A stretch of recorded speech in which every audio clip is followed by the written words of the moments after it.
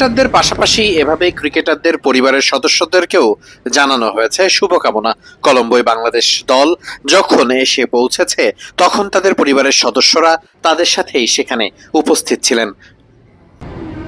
যে কোনো মানুষের জন্যই তার সবথেকে অনুপ্রেরণার জায়গা তাদের পরিবারের সদস্য।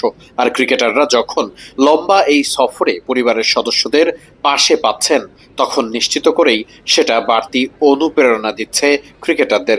যদিও সকলেই পরিবারের সদস্যদের সফরে এনেছেন, ব্যাপারটা তেমন নয়। কয়েকজন ক্রিকেটার এনেছেন, বেশিরভাগই ক্রিকেটার অবশ্য তাদের পরিবারের সদস্যদের মিস করতেই হচ্ছে এই সময়ে। বাংলাদেশ দলের টিম বাস যখন হোটেলে এসে পৌঁছায় ঠিক সেই সময় ক্রিকেটারদের পরিবারের সদস্যরা যখন একে একে হোটেলের লবিতে এসে নামছিলেন তখন যেন অন্যরকম একটা আবহ তৈরি হচ্ছিল পুরো হোটেল চত্বরে।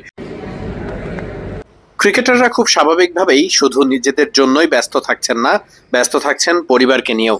ক্রিকেটের বাইরে যতটুকু সময় আছে পরিবারকে পাশে পাবার জন্য মানসিকভাবেও বেশ ভালো অবস্থানে থাকছেন ক্রিকেটাররা। এই যেমন লিটন কুমার দাসের কথাই ধরুন, তিনিও এসেছেন, সাথে নিয়ে এসেছেন তার স্ত্রীকেও।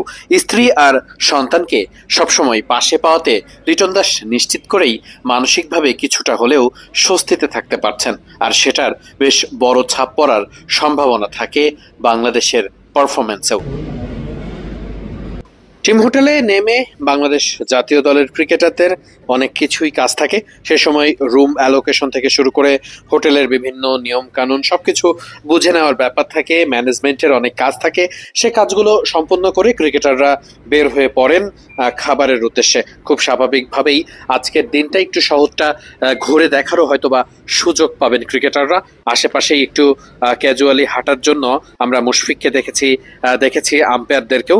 তারা যতটুকু সম্ভব আজকের দিনটা সময় পাচ্ছেন, কারণ আগামীকাল থেকেই আবার অনুশীলন শুরু হচ্ছে। এরপরে আসলে খুব একটা ক্রিকেটাররা সময় খুঁজে পাবেন না নিজেদের এই সময়টাকে উপভোগ করার। তাই তো শ্রীলঙ্কায় কলম্বোতে পৌঁছেই ক্রিকেটাররা বাড়তি যে সময়টা পাচ্ছেন সেটা কাজে লাগানোর জন্য যতটুকু সম্ভব তারা চেষ্টা করেছেন। 2 ঘন্টার জার্নি শেষ করে অনেক ক্রিকেটারই এই হোটেলে বিশ্রাম নিয়েছেন। বাংলাদেশ জাতীয় ক্রিকেট দল এবার এই হোটেলে অবস্থান করছে এবং শুধু বাংলাদেশ জাতীয় ক্রিকেট দলই নয়, এই একই টিম হোটেলে অবস্থান করছেন ম্যাচ অফিসিয়াল এবং শ্রীলঙ্কা জাতীয় দলের ক্রিকেটাররাও। খুব স্বাভাবিকভাবেই মিডফিল্ড রয়েছে এই সফরে। আপনাদেরকে সর্বশেষ আপডেট